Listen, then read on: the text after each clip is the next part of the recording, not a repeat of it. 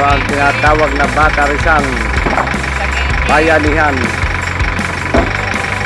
Bayanihan, tulong kung saan para maayos yung daan, makakuha ng produkto.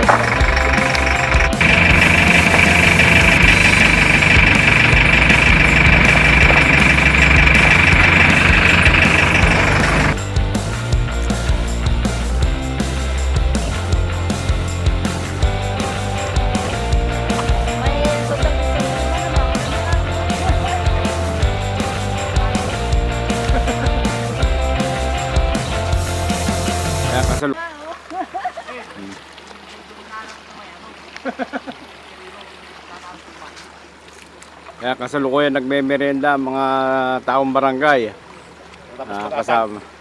Kasama mga barangay official. Tatapos mag-atag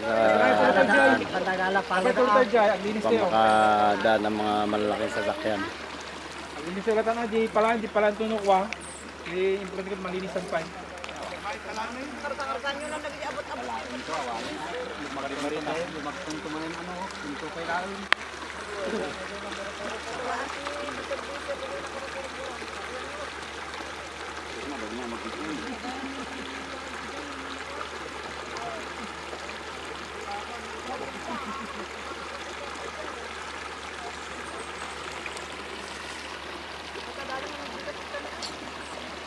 Wala nang mahirap dyan, pare. Tagawi dyan.